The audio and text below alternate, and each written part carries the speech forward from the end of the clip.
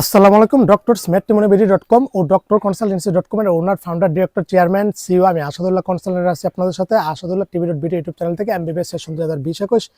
আজকে আলোচনা করব প্রাইভেট মেডিকেল কলেজে তোমার আবেদন অ্যাপ্লিকেশন আদৌ হয়েছে কি হয়েছে না, তোমার অ্যাপ্লিকেশনে কি কি সমস্যা হয়েছে এবং কিভাবে চেক করবা, কিভাবে বুঝতে পারবা যে তোমার আবেদনটা সম্পূর্ণ পরিপূর্ণভাবে কমপ্লিট হয়েছে।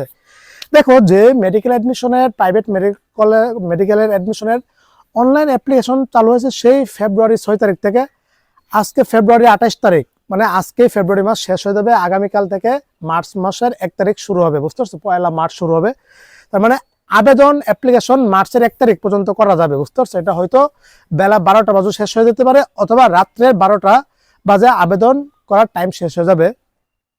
দেখো, তোমরা যারা আবেদন করবে আজকের রাত্রের মধ্যে সম্পূর্ণ করে ফেলবে, আগামীকাল কিন্তু রিস্ক হয়ে যায়, বুঝতে পারছো? আগামীকাল কিন্তু সার্ভার এমনি ডাউন থাকবে, বুঝতে পারছো? সুতরাং আজকে সিদ্ধান্ত নিয়ে আজকে অ্যাপ্লিকেশন করে ফেলো, পেমেন্ট করে ফেলো।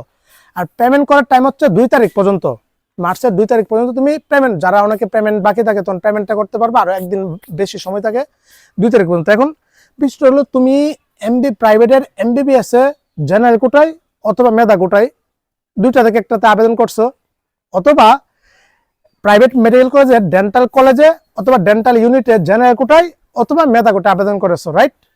অথবা বোথ এমবিবিএস প্লাস বিডিএস আবেদন করেছো একসাথে। তোমার আবেদনটা হয়েছে কিনা, তোমরা কি কি ভুলটা করবো, অনেক পাবলিক পাওয়া যাবে যে আবেদন করেছে ঠিকই কিন্তু পেমেন্ট করেনি, কম্পিউটার দোকানে হয়তো টাকা দিয়েছে পেমেন্টের, কিন্তু পেমেন্টের কম্পিউটার দোকানেও পেমেন্ট করেনি, অথবা নিজে আবেদন করেছে কিন্তু পেমেন্টটা করার কথা মনে নাই, অথবা যে কোনো ভাবে হোক ওর পেমেন্টটা কমপ্লিট হয়নি, সম্পূর্ণ হয়নি। এখন বোঝার উপায় কি? এট ফার্স্ট তুমি চলে যাবা কি, গুগলে চলে যাবা, সেখানে ক্রোম ব্রাউজারের মাধ্যমে লিখবা dgme.teletalk.com.bd, ওয়েবসাইটটা প্রবেশ করবা।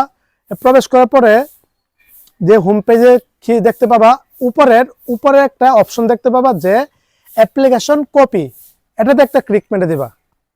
ক্লিক করার পরে এখানে তোমার ইউজার আইডিটা চাইবে, পাসওয়ার্ডটা চাইবে। তুমি তোমার ইউজার আইডি আর পাসওয়ার্ড দিয়ে কি লগ ইন করবা। করার পরে তুমি যে অ্যাপ্লিকেশন করেছো, তোমার এই অ্যাপ্লিকেশন ফর্মটা এসে পড়বে। এখানে আসার পরে তুমি সব দেখতে পারবা, কিভাবে কলেজ চয়েস দিয়েছো, কিভাবে তোমার পজিশন কত, তোমার ছবি টবি এ টু জেড সবে এসে পড়বে। এবং কি অ্যাপ্লিকেশন ফর্মের বাম পাশে লেখা থাকবে পেমেন্ট কি তোমার হচ্ছে পেমেন্ট ইয়াটা হচ্ছে দেখাবে, পেড করাল থাকলে পেড দেখাবে, আনপেড থাকলে আনপেড দেখাবে, বুঝতে পারছো?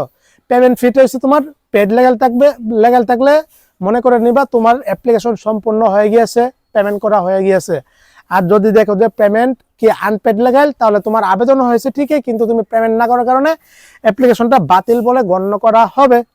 সুতরাং এভাবে তুমি এটা যাচাই করে নেবা। দেখো, আমার এই হাত দিয়া না হলে আমি প্রায় 40 জনের অ্যাপ্লিকেশন করেছি, যেগুলি আমার আন্ডারে আছে, কি মেধা কোটায় এমবিবিএস বিডিএস, জেনারেল কোটায় এমবিবিএস বিডিএস এর।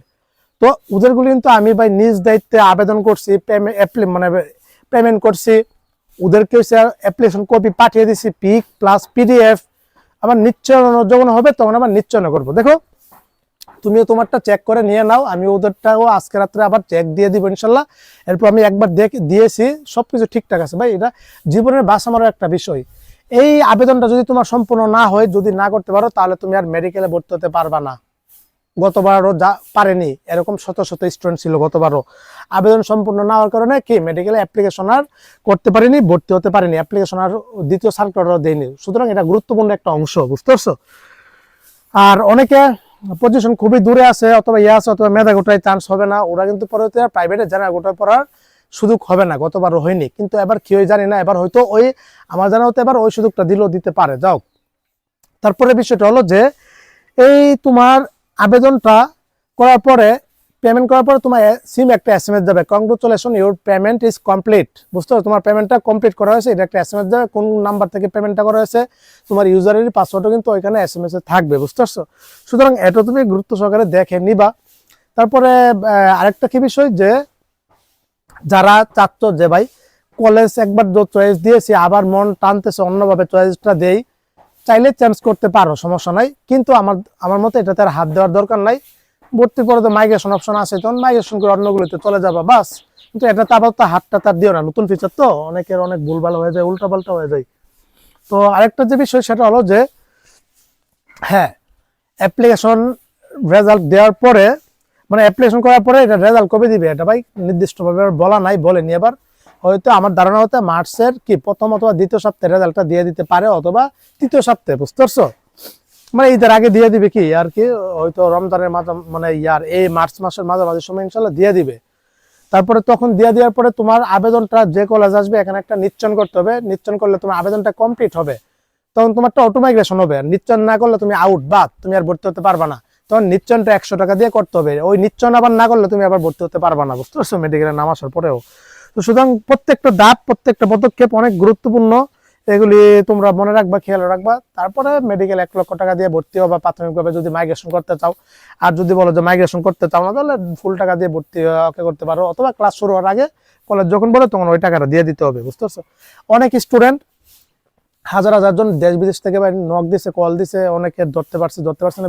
তবে আমি চেষ্টা করছি 90% কলে কিন্তু আমি কি পরবর্তীতে ব্যাক করেও ওদের সমস্যা সমাধান করে দিয়েছি।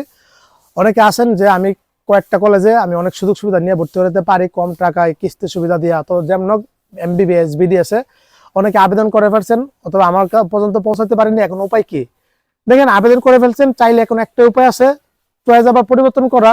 আমি সাজেস্ট করি এটাতে আবার হাতটা দেওয়ার দরকার নাই, যেহেতু এটাতে ঝামেলা হচ্ছে, চয়েস মনের মতো দেওয়ার পরে আবার এটা উল্টো পাল্টা হয়ে যাচ্ছে, দরকার নাই।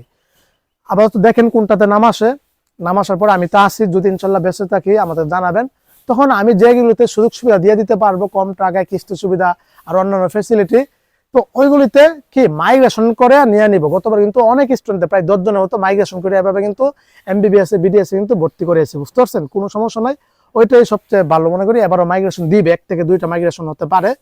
তো তখন তো অপশন আছে, যদি সিট ফাঁকা থাকে তখন ওইগুলোতে কি মাইগ্রেশনের মাধ্যমে নিয়ে যেতে পারবো ইনশাল্লাহ, বুঝতে পারছেন?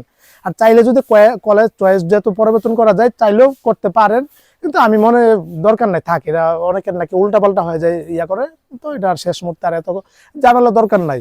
অপশন তো হাতে আছে, কিন্তু এটা আপনার অপেক্ষা করতে হবে কি ওই পর্যন্ত, মাইগ্রেশন পর্যন্ত, এগুলো দেরি আছে।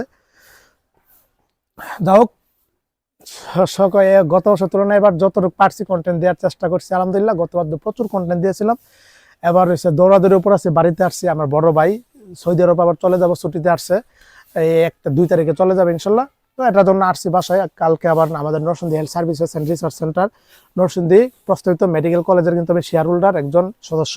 তো ইফতার পার্টি ছিল, ইফতার পার্টিতে অংশগ্রহণ করলাম। আগামীকাল আবার মেধাগুটে একটা অ্যাপ্লিকেশন করেছিলাম, এর আগের 2 দিন আগে নওগাঁ থেকে মা বাবা আসছে দেখা করার জন্য, নরসিংদী পর্যন্ত এসে পড়ছে। কি ওই আন্টি আবার ব্যবসা করে, দর্জির কাজ করে, আমাদের নরসিংদী বাংলাদেশের কাপড়ের জন্য বিখ্যাত, বাংলাদেশে কাপড় চাপড় নিতে আসছে, একসাথে আমার সাথে দেখা করে গেছে। আমি কালকে ঢাকা থেকে নরসিংদী আসছি। কি যখন অনেক ব্যস্ততা আমাদের দিনকাল কাটছে, আমিও চলে যাবো আমার ক্যাম্পাসে ভাই, অনেক জার্নি টুরমুর, অনেক ব্যবসা বাণিজ্য হয়েছে ভাই, আর না এখন মোটামুটি হেল্প করতে পারছি। আগামী গত 10টা দিন আমার জীবনের সবচেয়ে সেরা কষ্টের সময় গেছে, পরিশ্রমের সময় গেছে, যে পরিশ্রম কষ্ট আমি আমার জীবনও করিনি, বুঝতে পারছেন? সেই রমজান রোজা রেখার সকাল থেকে নিয়ে বিকাল পর্যন্ত মিটিংয়ে করা লাগছে, বিভিন্ন জেলা থেকে মা বাবারা আসে। দোয়া করবেন, আমি আবার সর্বাত্মক হেল্প করে কন্টেন্টগুলি দিব, জানা গোটা নিয়ে, মেধা গোটা নিয়ে আস্তে আস্তে হেল্প করবেন ইনশাল্লাহ। তোমরা আবেদনটা দেখে নিবা সম্পূর্ণ হয়েছে কিনা, হ্যাঁ, এটা তো গুরুত্বপূর্ণ একটা বিষয়, এভাবে কিন্তু কেউ বলবে না। আর অনেকে এবার ওই ইউজার আইডি পাসওয়ার্ড ভাই কারো কাছে দিবা না। এই যে আমি 40-50টা আবেদন করছি, মা বাবাদেরকে, স্টুডেন্টদেরকে আমার স্ক্রিন রেকর্ডে রাখছি, মানে আমি কিভাবে আবেদন করি সব দেখতে পারছে ওরা, বাংলাদেশের যে কোনো প্রান্তে বৈশা। এমন কেউ করবে? আপনার যেভাবে বলবেন সেভাবে জানা গোটাই, মেধা গোটাই, কি চয়েস লিস্ট সাজা পেমেন্ট কিভাবে করি সবকিছু লাইভ দেখতে পারছে, বুঝতে পারছেন? প্রমাণ সহ আমি চাইলে তো, আমার কাছে ইউজার আইডি আছে, চাইলে তো কলেজগুলি চেঞ্জ করে দিতে পারি, বুঝতে না? এমন মন মানুষের ভাই জীবন আমাদের মধ্যে নাই, ইনশাল্লাহ থাকবেও না। বিভিন্ন বন্ড প্রতারক বাটপাড়া কলেজ চয়েস লিস্ট পরিবর্তন করে দিচ্ছে, ওদের পরিচিত কলেজগুলিতে আর যেন নাম আসে ওইগুলির জন্য, এগুলি সমাধান কিন্তু সরকার দিয়েছে। 1 তারিখ আগামীকাল থেকে যাদের এই সমস্যাটা হয়েছে, সকাল 9টা থেকে দুপুর 3টা পর্যন্ত তোমরা এটা পরিবর্তন করতে পারবা কলেজ লিস্টটা, হ্যাঁ। আর আমভাবে তো এখন পর্যন্ত সবাই করতে পারবা, তবে যাদের যাদের সমস্যা হয়েছে ওদের শুধু কালকে থেকে করতে পারবা। সবাই দোয়া করবা, সকলের জন্য শুভকামনা রইল। আগামী 2টা মাস, ধৈর্যের মাস অপেক্ষা করো, একটু ইয়ে হবে। আর বাকিরা দেখা যাক, আপডেট নিউজ তো আমি আসি, জানিয়ে দেবো ইনশাল্লাহ। আসসালামু আলাইকুম ওয়া রাহমাতুল্লাহি ওয়া বারাকাতুহু।